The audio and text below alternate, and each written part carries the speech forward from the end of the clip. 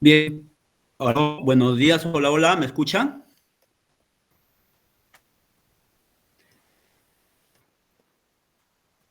Muchas gracias. Bueno, entrando a esta última parte de nuestro evento, Congreso Internacional de Topología y Afines, en esta ocasión debo presentar al magíster maestro Víctor Álvarez Aparicio. Él es docente de la Universidad de La Rioja en el área de geometría y topología. Es miembro del grupo de investigación Geometría e Historia de las Matemáticas. Su área de interés es topología algebraica, espacios recubridores, funciones racionales, algoritmo de levantamiento de caminos, entre otros. Vamos a tener el privilegio y el honor de escuchar al magíster Víctor Álvarez Aparicio. Aquí lo recibimos con un fuerte aplauso. Adelante.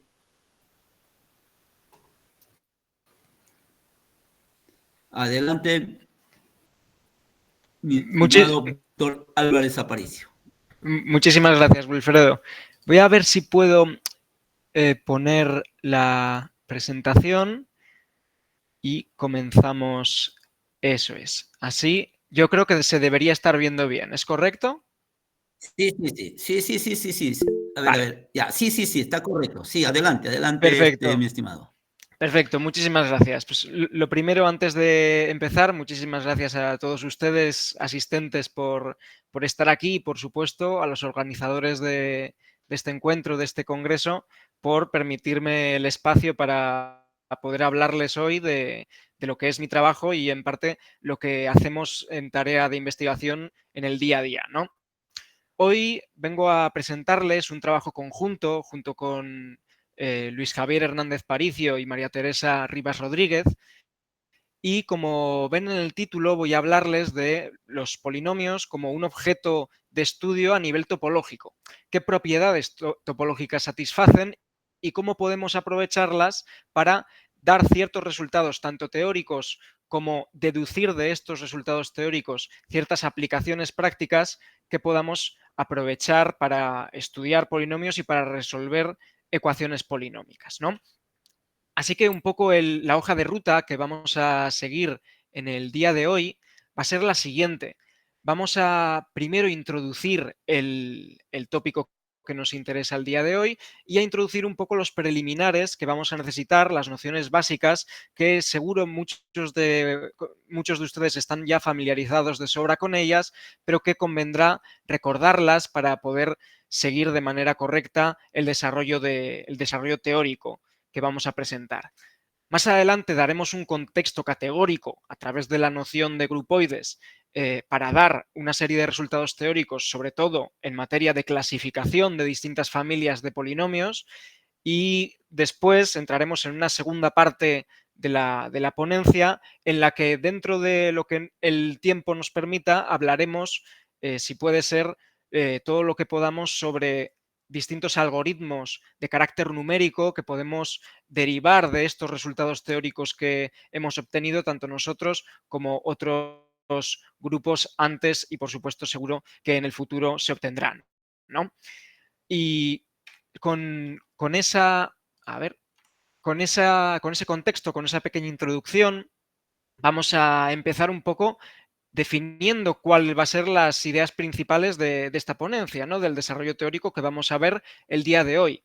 Como ya he dicho, la familia o el objeto de estudio principal que nos vamos a encargar de estudiar hoy van a ser los polinomios vistos desde un punto de vista topológico, ¿verdad? En concreto, más adelante estableceremos que los polinomios, siempre que hablemos de polinomios, hablaremos de polinomios complejos, ¿vale? Definidos sobre el plano de los números complejos, incluso el plano de los números complejos ampliado con el punto del infinito. Y nuestra idea es intentar clasificar o intentar dar ciertos resultados acerca de las propiedades puramente topológicas que comparten los polinomios, como transformaciones de este plano de los números complejos, y como bien saben, como bien conocen ustedes, para dar una clasificación en matemáticas, lo que uno debe hacer es establecer cierta relación de equivalencia entre dos objetos, es decir, ser capaces de discernir cuándo dos polinomios, en este caso, van a ser equivalentes desde el punto de vista de nuestra clasificación.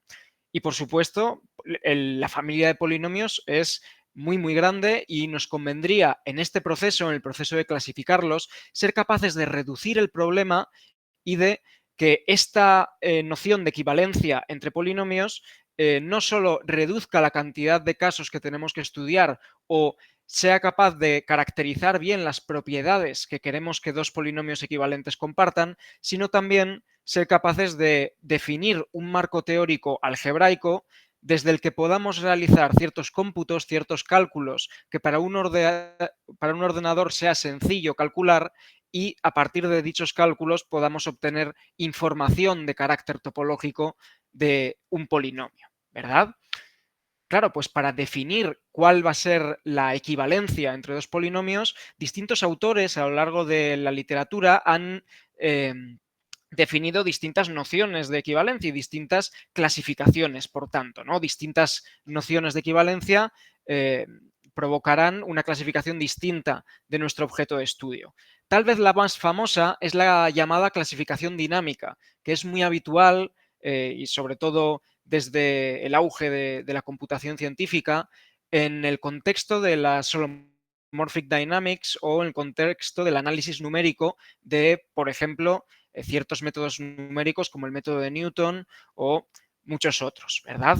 Consiste esta clasificación lo tenemos ahí en el diagrama de abajo a la izquierda, en determinar que dos polinomios P y Q son equivalentes si solamente si existe una transformación afín H, de manera que ese cuadrado de abajo a la izquierda es conmutativo. Es decir, que dicho diagrama lo podemos recorrer en el sentido que nosotros queramos de las flechas, ¿no? De los morfismos involucrados, o más sencillamente que P será igual a H compuesto con Q compuesto con la inversa de H. Otra clasificación habitual o que se puede encontrar en la literatura es la llamada clasificación flexible o clasificación de Thurston, que relaja un poco las condiciones de esta clasificación anterior y simplemente establece que dos polinomios P y Q serán equivalentes si existen dos transformaciones afines U y V, de manera que ese diagrama cuadrado del centro es conmutativo.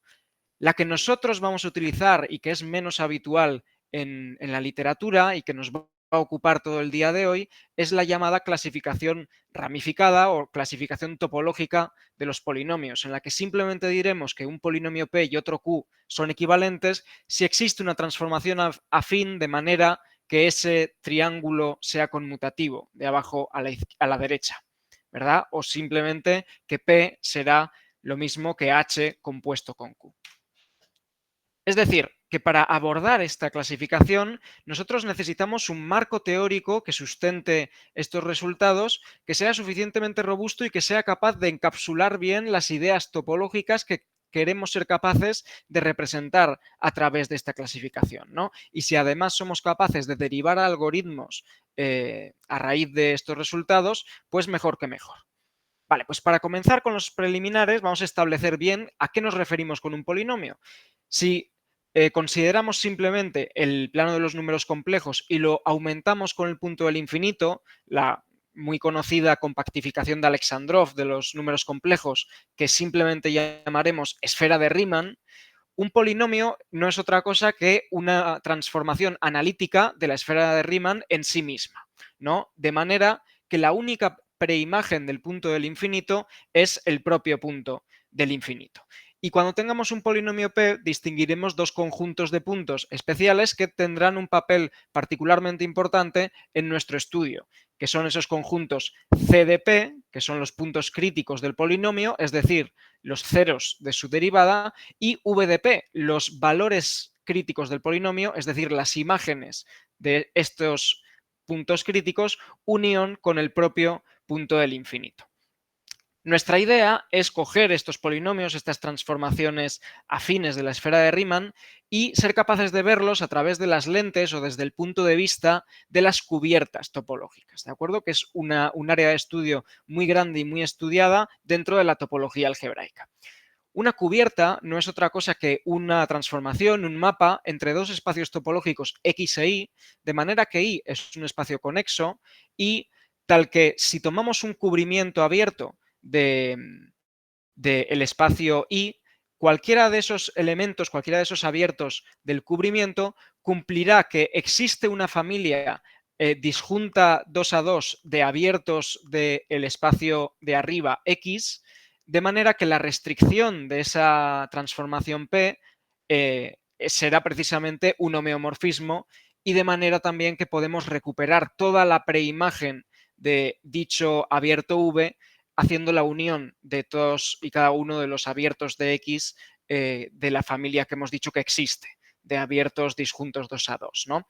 Esta noción es un poco técnica, pero el ejemplo más claro o más simple que se suele ver para empezar es el que tenemos ahí en la imagen. Aquí se está cubriendo, digamos, la circunferencia unidad con el espacio X, el espacio de arriba, tomándolo como simplemente la recta real, ¿no? Este mapa, esta transformación, simplemente correspondería a que a cada punto de la recta real lo asociamos con el punto de la circunferencia cuyo ángulo respecto al origen coincide con dicho número real, ¿verdad? Pues esto es un ejemplo de un mapa que cumple, satisface esta propiedad de ser una cubierta, ¿verdad? ¿Y por qué son interesantes estos objetos? Pues entre otras muchas cosas, podemos dar una serie de resultados muy fuertes acerca de estos objetos topológicos y uno de ellos, los que nos va a interesar mucho para nuestro estudio, es esta propiedad que llamaremos del levantamiento de caminos.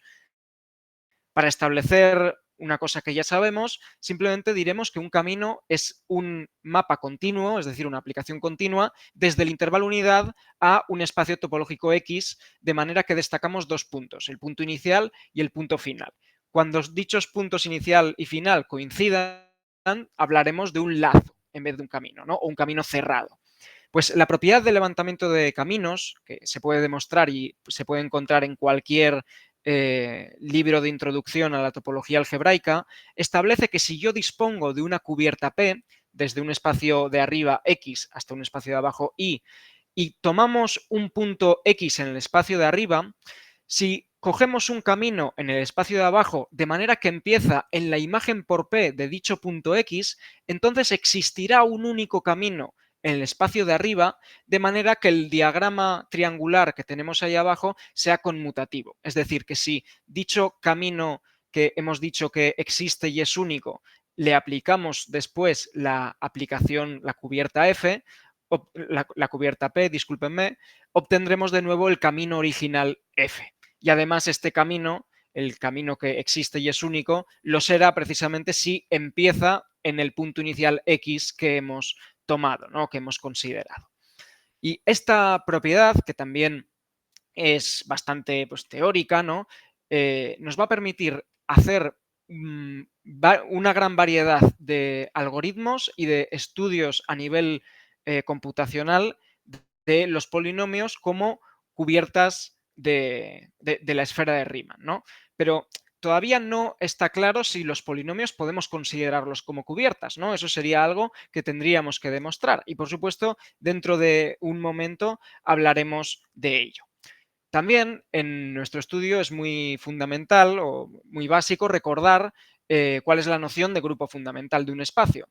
El grupo fundamental de un espacio no es otra cosa que el conjunto de clases de homotopía relativa a los puntos 0 y 1 de lazos, es decir, caminos cerrados, en el espacio topológico X basados en el punto X. Esto es, que empiezan y acaban en el punto X. Si a este conjunto nosotros le dotamos de la operación inducida por la concatenación de caminos, ¿no? Recorrer primero un camino y después el siguiente, sucesivamente, con esta operación, dicho conjunto satisface los axiomas de un grupo y lo llamamos grupo fundamental del espacio X en el punto X o basado en el punto X. Y como bien saben ustedes, el cálculo de grupos fundamentales en general es un tópico muy complicado, pero para nuestro caso particular de los polinomios va a ser relativamente sencillo, puesto que los únicos grupos fundamentales que requeriremos de calcular serán aquellos de espacios que serán simplemente un plano al que le hemos extraído un conjunto finito de puntos que corresponderán precisamente con los valores críticos del polinomio, como veremos más adelante.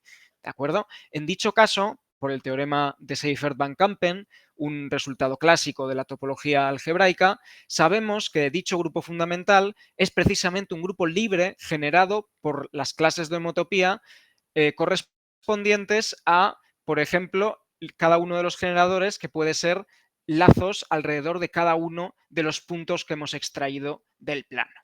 ¿Sí?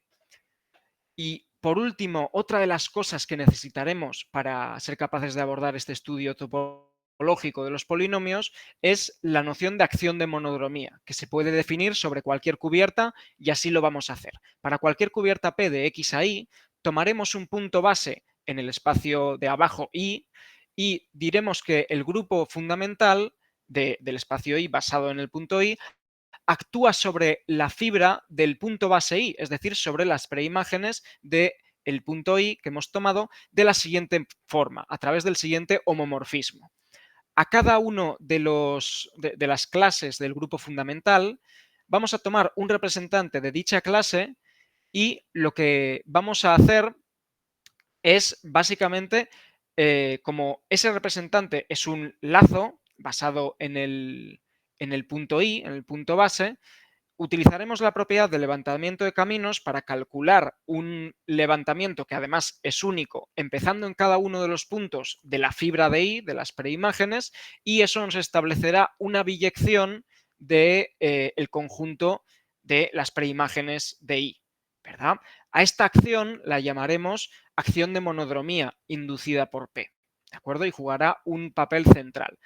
Y ya por fin podemos discutir si los polinomios son o no una cubierta, si podemos trabajar desde este punto de vista para estudiar a nivel topológico los polinomios, ¿no? Pues por el teorema de la función inversa y por el hecho de que las fibras de cualquier polinomio son finitas siempre, uno se sigue que la restricción de este polinomio a toda la esfera de Riemann, pero sustrayéndole, quitándole esos valores críticos y sus preimágenes, esto satisface las condiciones de que es una cubierta. Sin embargo, en estos puntos, estos valores críticos, la definición de cubierta no se satisface. Así que, por desgracia, todas estas propiedades no las podemos utilizar a priori para hablar de polinomios, puesto que no se cumplen las condiciones de que sea una cubierta en todos los puntos, ¿no? Sin embargo, gracias al trabajo de Fox, sabemos que para cualquier cubierta existe siempre una cubierta ramificada que es una completación de esta primera cubierta. Esta completación, en este caso, de este polinomio que es una restricción, su completación, su cubierta ramificada asociada, que siempre existe y es única, será por supuesto el propio polinomio P. En este caso hay muchos detalles que discutir sobre esta teoría de completaciones de Fox, pero en pos de ir un poco más rápido y de ser capaces de ver un poco más del desarrollo teórico, nos lo saltaremos, ¿de acuerdo? Así que podremos hablar de todo esto, de levantamiento de caminos, de acciones de monodromía para polinomios, pese a que no sean cubiertas como tal, sino cubiertas ramificadas, ¿verdad? Y por último, el marco teórico que hemos elegido para encapsular todas estas nociones es el de grupoide, que si no están familiarizados no es otra cosa que una categoría en la que cada morfismo es invertible, es decir, cada morfismo es un isomorfismo. Y en particular vamos a destacar las clases de isomorfía o las clases de equivalencia dentro de un grupoide, denotándola por pi0, que es una notación habitual, y para cada objeto vamos a denotar su clase, su grupo de automorfismos con este pi1, que también es notación habitual, ¿no? Y estableceremos que dos grupoides serán equivalentes, ¿no? Equivalentes como grupoides, esencialmente si tienen clases de equivalencia o de isomorfía isomorfas, ¿no? O biyectivas, en el caso de que sean finitas, y si para cada objeto esos grupos de automorfismos de dicho objeto en ambos grupoides son isomorfos también, ¿verdad? Pues nuestra idea será establecer un grupoide de polinomios y ver que es equivalente a otro grupoide de carácter algebraico y fácil de computar en un ordenador, y ser capaces de ver que son equivalentes como grupoides. Es decir, que las clases de equivalencia, las clases de isomorfía son las mismas y por supuesto nos ayudarán también a calcular los grupos de automorfismos de cada objeto, es decir, de cada polinomio. ¿Cómo vamos a hacer esto? Pues vamos a establecer que el grupoide que vamos a tomar de polinomios será pues, este grupoide Bpol de ahí, en el que los objetos serán simplemente los polinomios de la esfera de Riemann en sí misma de grado n, de manera que sus valores críticos están contenidos de un conjunto V fijo que hemos fijado previamente. Y por supuesto, la noción de equivalencia que queremos manejar es que dados dos polinomios P y Q serán equivalentes si y solo si existe esta transformación afín U que haga este diagrama triangular conmutativo. Es más, en el caso de que los valores críticos sean exactamente iguales al conjunto que hemos fijado V, simplemente hablaremos de este otro grupoide Bpol, pero sin el símbolo este de subconjunto, simplemente por un tema de notación, ¿vale? Por aclararnos un poco. Vamos a establecer también el siguiente grupoide. Vamos a denotar como Sn el grupo simétrico, es decir, el grupo de todas las posibles permutaciones de n elementos, ¿no? Del conjunto canónico de n elementos. Y vamos a construir el grupoide de las representaciones por permutaciones de un grupo fijo K.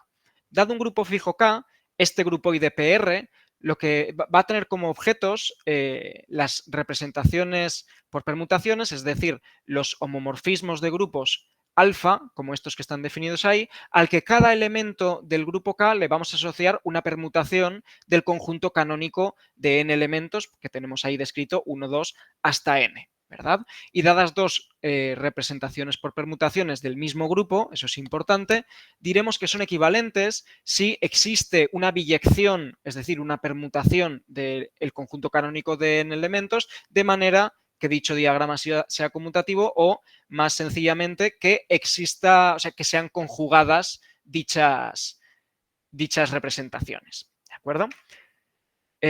Un detalle importante a tener en cuenta sobre este grupoide de permutaciones, de representaciones por permutaciones, es que diremos que cada objeto, cada representación alfa es transitiva si para cualesquiera dos elementos, dos números del conjunto canónico desde 1 hasta n, existe un elemento en K, existe un elemento en el grupo K, de manera que la acción esta, la representación por permutaciones, relaciona ambos puntos. Hablaremos entonces del grupoide de representaciones por permutaciones transitivas y le añadiremos una T de transitiva a la notación.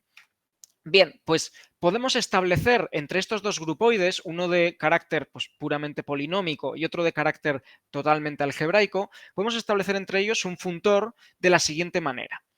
Vamos a tomar un punto base que sea un número complejo, pero que no sea un valor de mi conjunto fijo V, es decir, que no sea un valor crítico. Y para cada polinomio, esto es muy importante, debemos elegir una biyección de la fibra de entre la fibra de este punto base y el conjunto canónico de n elementos. Esta biyección va a jugar las veces de una ordenación o una serie de etiquetas que vamos a asociar a cada elemento de esta fibra, y esta ordenación va a jugar un papel importante en la definición de este funtor y en última instancia en la clasificación de los polinomios. Debemos recordar, como hemos mencionado antes, que el grupo fundamental de este espacio, de la esfera de Riemann a la que le hemos extraído un conjunto finito de puntos, es simplemente un grupo libre generado por estas clases de homotopía de lazos alrededor de cada uno de los puntos que hemos extraído. Y podemos representarlo, podemos dar una presentación de la siguiente forma, como el conjunto libre generado por estos generadores, ¿no? Cada una de las clases asociadas a cada uno de los lazos alrededor de los puntos que hemos extraído, de manera que el producto de todas estas clases es el elemento neutro, la identidad. Bien, pues en estas condiciones podemos definir el siguiente funtor phi. La fórmula es un poco complicada, pero esencialmente lo que estamos haciendo es a cada polinomio P estamos cogiendo la fibra por ese polinomio del punto base B sub 0 y estamos aplicando la propiedad de levantamiento de caminos, siguiendo, por supuesto, respetando las etiquetas que hemos puesto a la fibra del punto base, para levantar cada uno de los generadores del grupo fundamental y quedarnos con el final del camino, donde acaba el levantamiento que hemos calculado a través de esta propiedad de levantamiento de caminos que sabemos que los polinomios cumplen, salvo en los valores críticos, ¿cierto? Vale, pues por supuesto, este funtor, gracias a estas propiedades de levantamiento de caminos, está bien definido y tenemos esta relación entre estos dos grupoides. Y por último, para terminar un poco nuestro estudio teórico, vamos a definir un último grupoide, que vamos a llamar el grupoide de las constelaciones, como se puede encontrar en algunas referencias en la literatura. Una constelación es simplemente una tupla de V elementos, que los V elementos van a ser permutaciones distintas o iguales de el conjunto canónico de n elementos, ¿no? De la forma en la que tenemos ahí.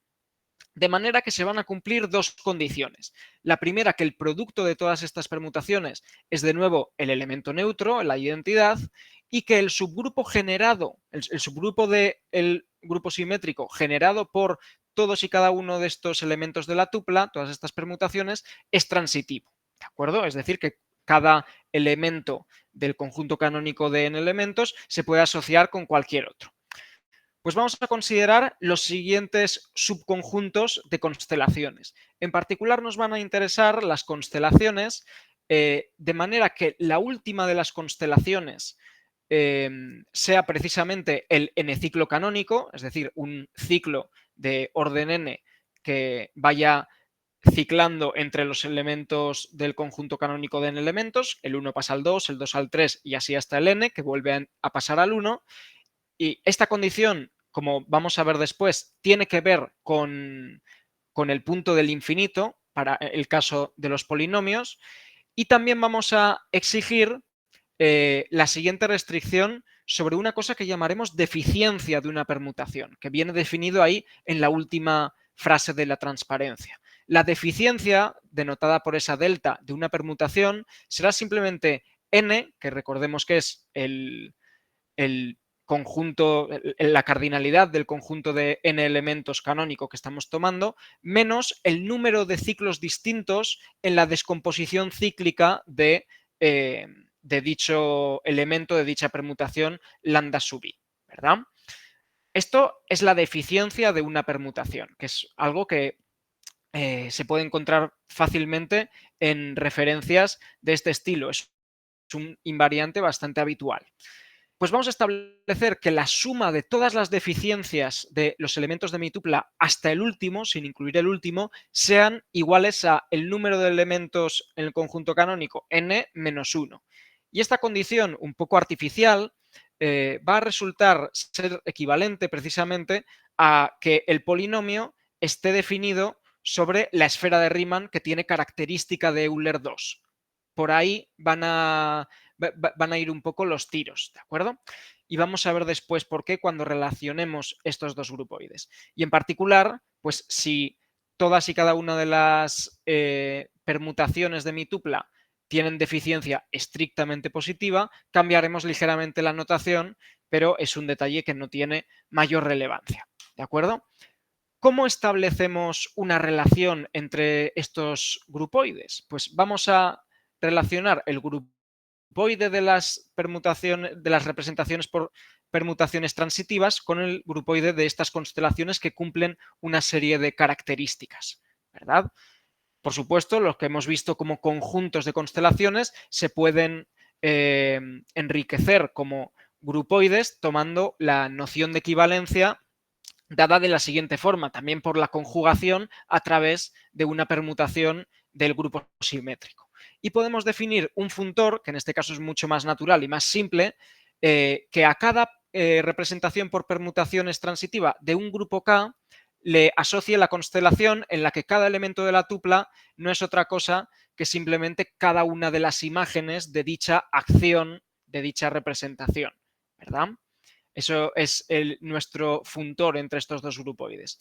Pues resulta que el resultado principal que vamos a mostrar hoy es que la composición de estos dos funtores es precisamente una equivalencia de grupoides. Es decir, que como corolario podemos extraer que para estudiar la clasificación de polinomios, por supuesto, con los valores críticos contenidos en un conjunto determinado y de grado n, nos basta con estudiar este objeto algebraico, que son las constelaciones con una serie de condiciones puramente algebraicas y que además es de carácter finito, puesto que dado un n fijo y un v fijo, el número de clases de isomorfía en el grupo de las constelaciones es por supuesto finito y fácilmente computable con un ordenador.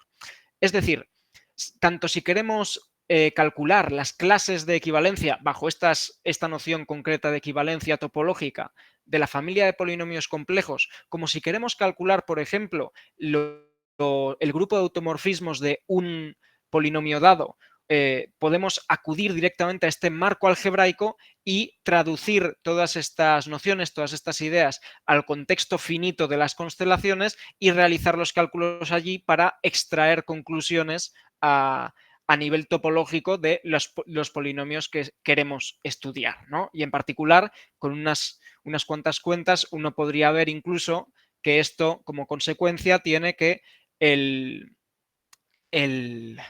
grupo de automorfismos de cada uno de cualquier polinomio es precisamente un grupo cíclico cuyo orden divide al grado del propio polinomio.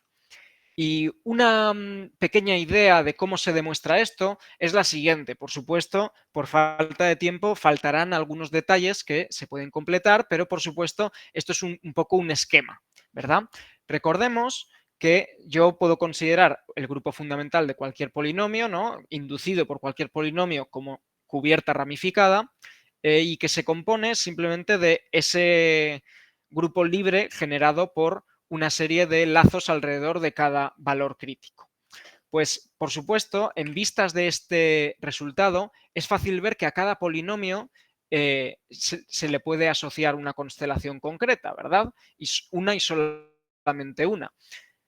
Simplemente por construcción, por cómo hemos definido los funtores. Sin embargo, lo que tenemos que demostrar es que para cada constelación existe un único polinomio cuya acción de monodromía induce a través de esta composición de funtores dicha constelación. Eso es lo que vamos a probar.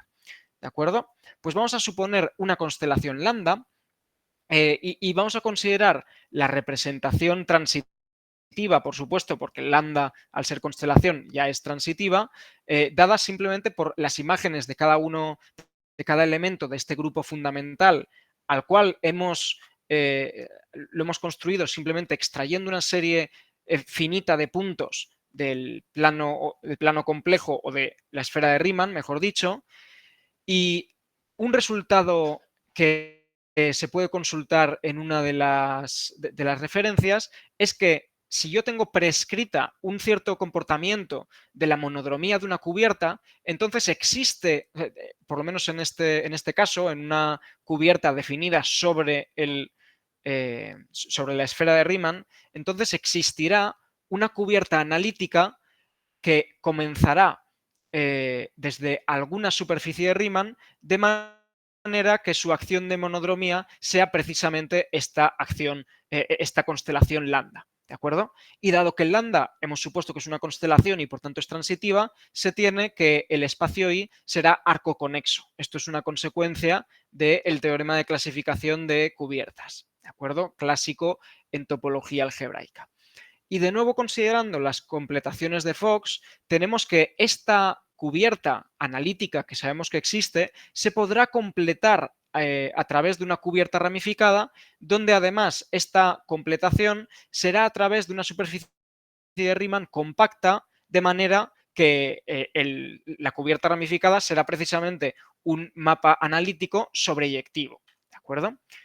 Y la condición esta que hemos exigido sobre que el último elemento de la constelación sea precisamente el n-ciclo canónico, una de las consecuencias que tiene es que su deficiencia es n-1.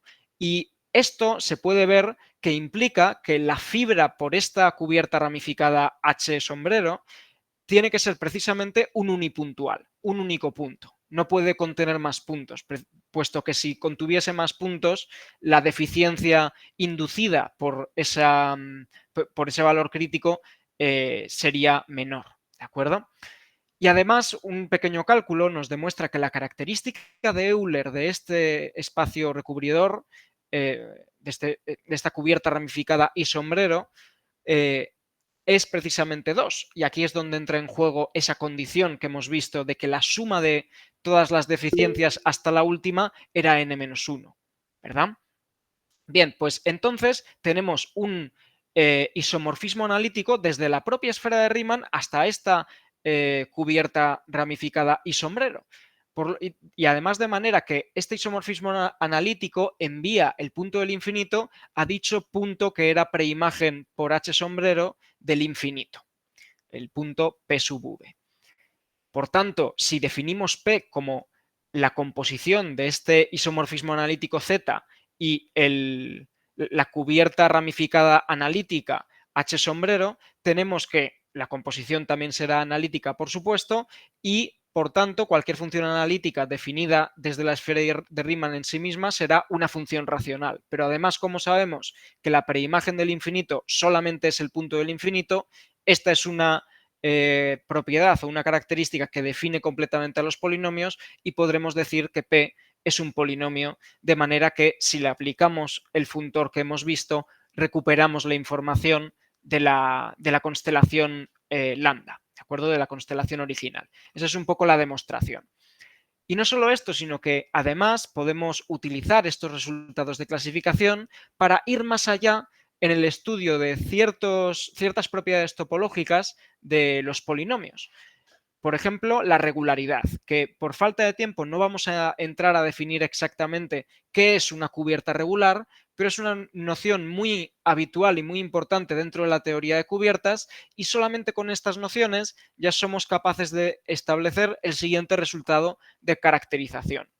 Desde este contexto, desde este marco teórico, podemos decir que cualquier polinomio es regular si solamente si cumple que su constelación asociada, a través de este funtor que hemos construido, tiene todos los elementos triviales, salvo el último que hemos establecido, que por supuesto tiene que ser el n-ciclo canónico, y uno de ellos, uno de los otros elementos, tiene que ser el inverso de este, para que al hacer el producto nos quede el elemento neutro, ¿verdad? Y en particular, cualquier polinomio de grado 1, no constante, es decir, cualquier transformación afín, será una cubierta regular.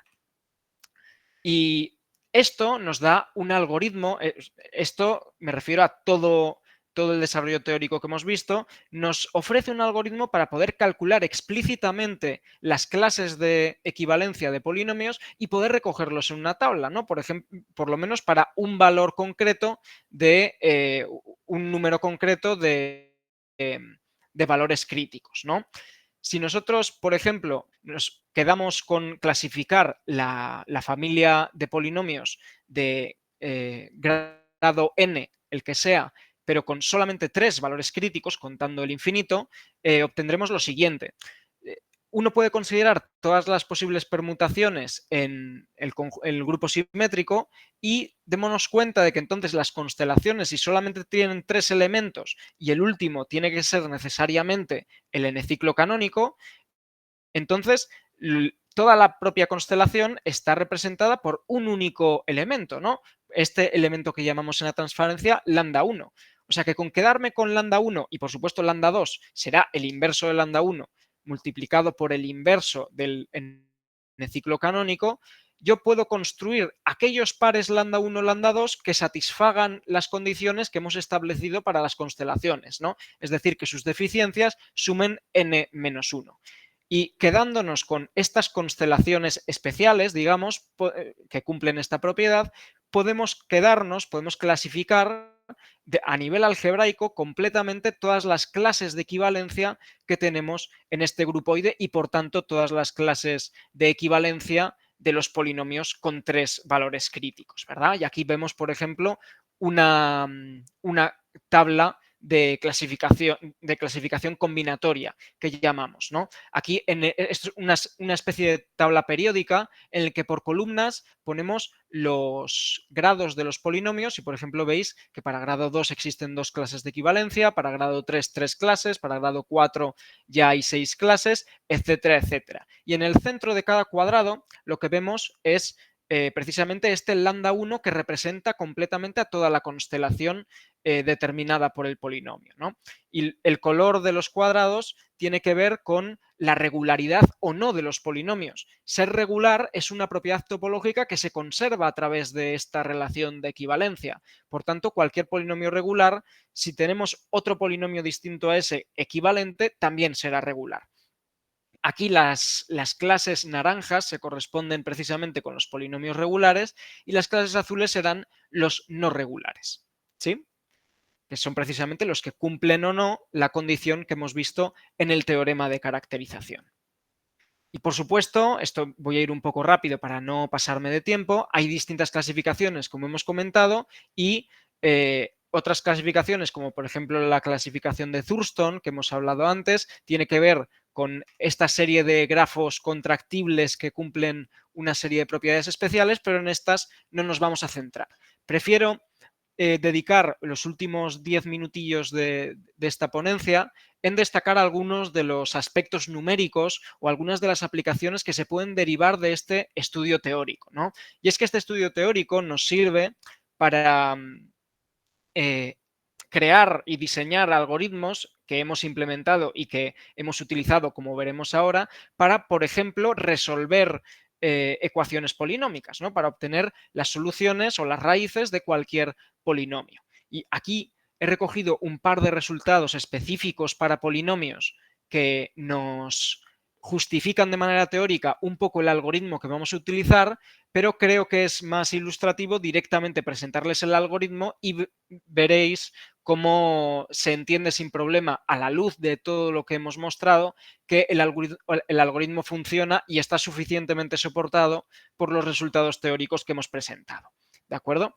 Algunas de las aplicaciones posibles de este marco teórico pues son numerosísimas. Por ejemplo, un algoritmo que determine si dos polinomios son topológicamente equivalentes o no, aproximar las soluciones de una ecuación polinómica, calcular el grupo de automorfismos de un polinomio, que en principio es un problema que no es para nada trivial, o por ejemplo, decidir si un polinomio cumple cierta propiedad topológica que se preserva a través de nuestra clasificación, por ejemplo, si es regular o si no. Y un algoritmo de aproximación de las raíces de un polinomio, por ejemplo, podría ser el siguiente.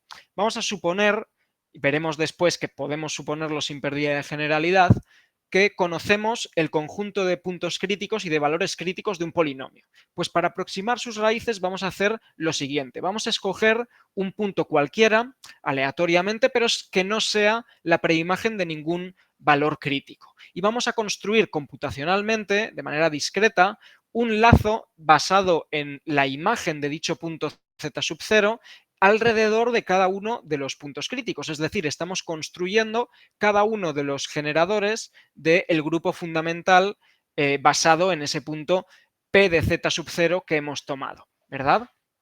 Una vez tenemos cada uno de los generadores, si calculamos levantamientos de dichos generadores del grupo fundamental, nosotros tenemos que empezarán, por supuesto, en el z sub 0, por ejemplo, y acabarán en cualquier otro punto de la preimagen del punto P de z sub 0, es decir, acabarán en el mismo o en otro punto de dicha preimagen. Y de esta manera vamos a obtener todos los puntos calculando el levantamiento de todos los generadores del grupo fundamental, obtendremos todos los puntos de dicha fibra que ven allá abajo, todas las preimágenes de la imagen por P de z sub 0.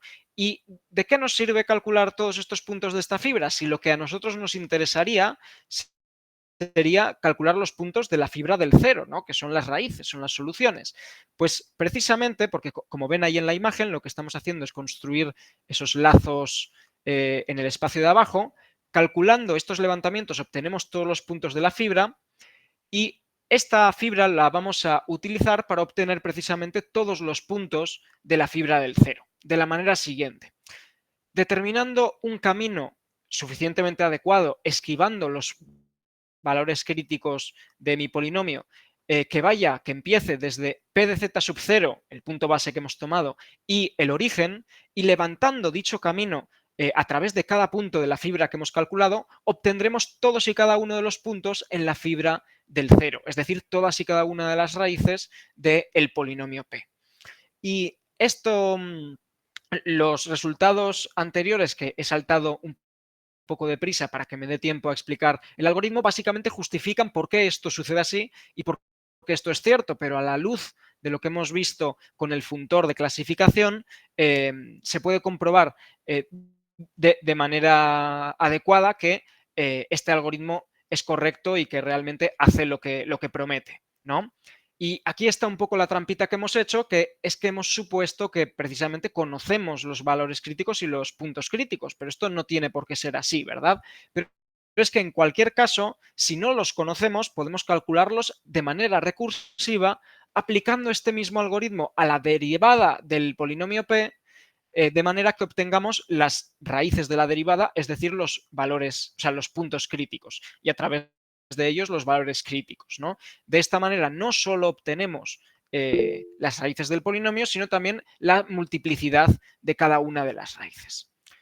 Y algunas consideraciones adicionales para acabar es que este algoritmo es robusto, funciona siempre, no hay ningún caso en el que el algoritmo falle, siempre y cuando elijamos bien los caminos y no pasemos suficientemente cerca de un valor crítico, pero tiene la desventaja de que estamos calculando una gran cantidad de levantamientos de caminos, que es un proceso muy costoso a nivel computacional.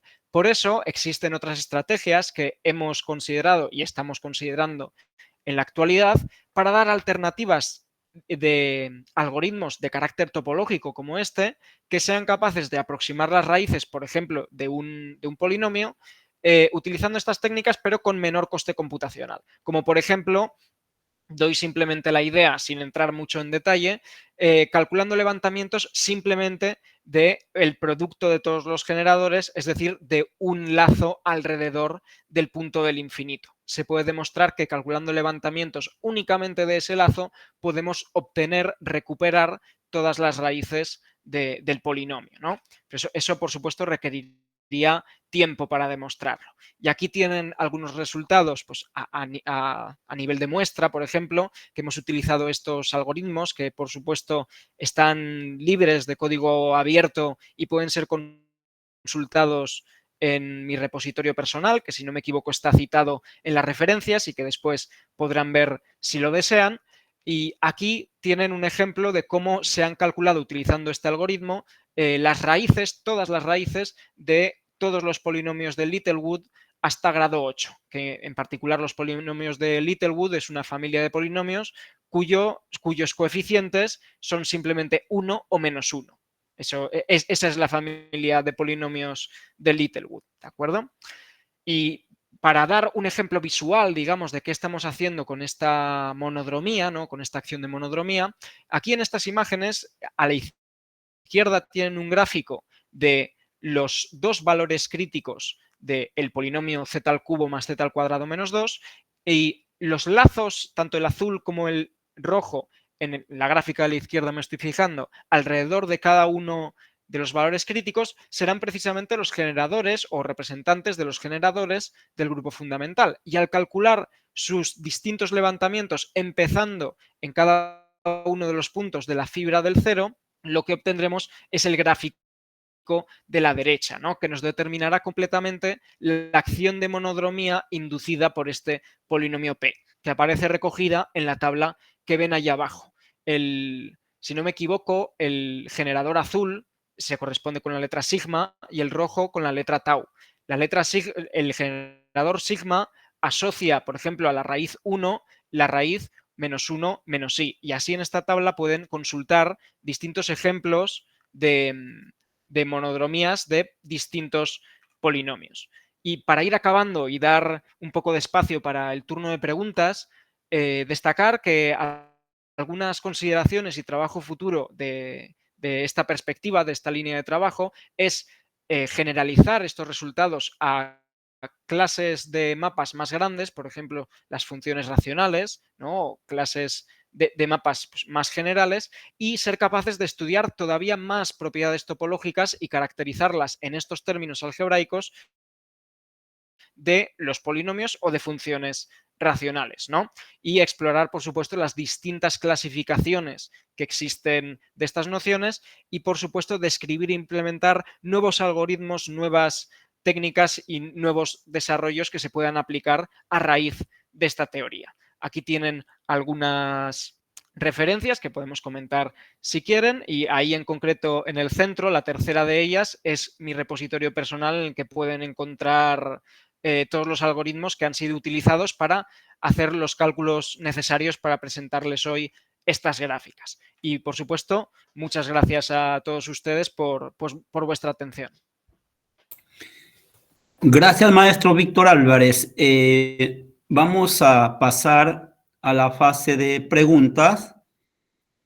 Para eso, señores oyentes, pueden ustedes hacerlo directamente o en su defecto pueden escribir en el chat.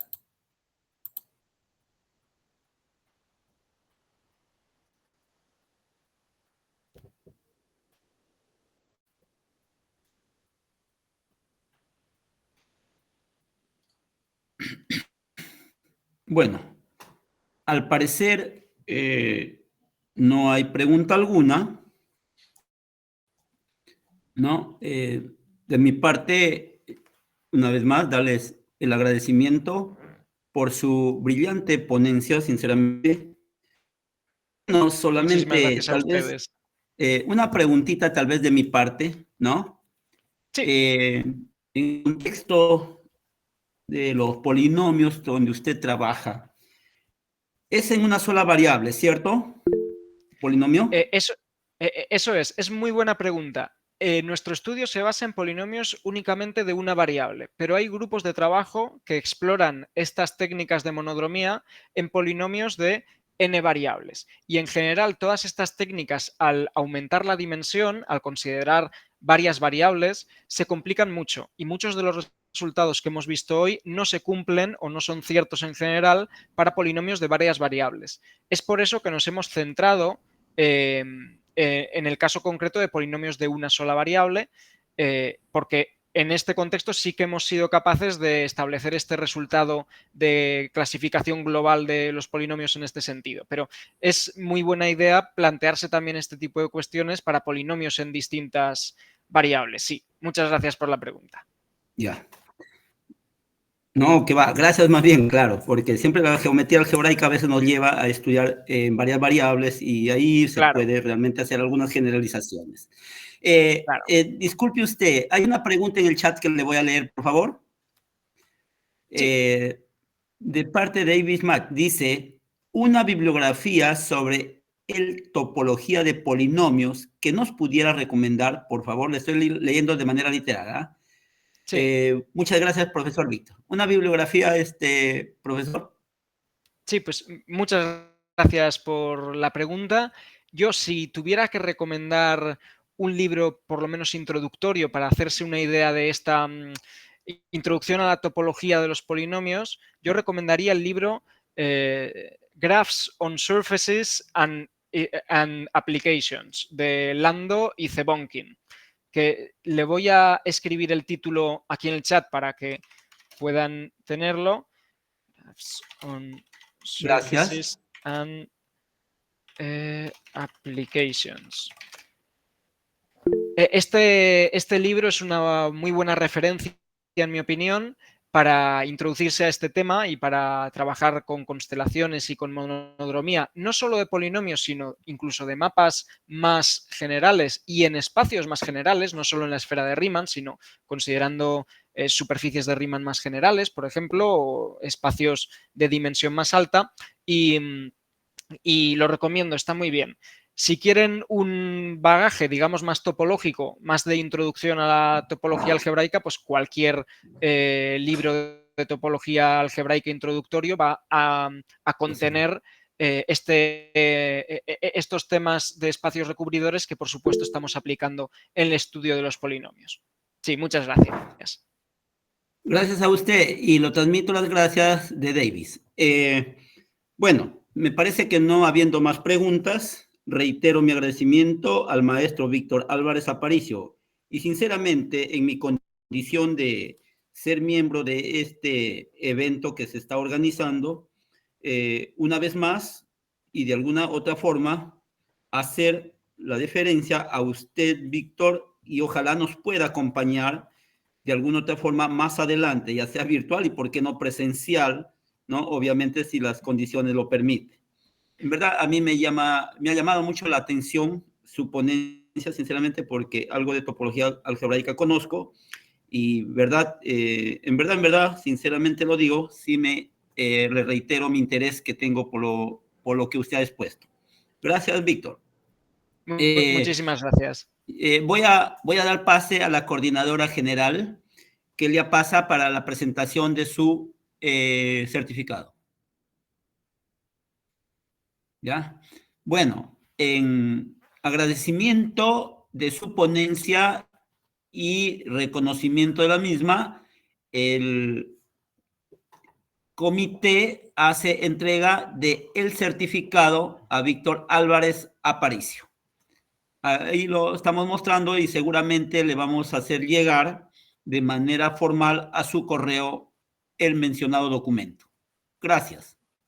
Muchísimas gracias a ustedes.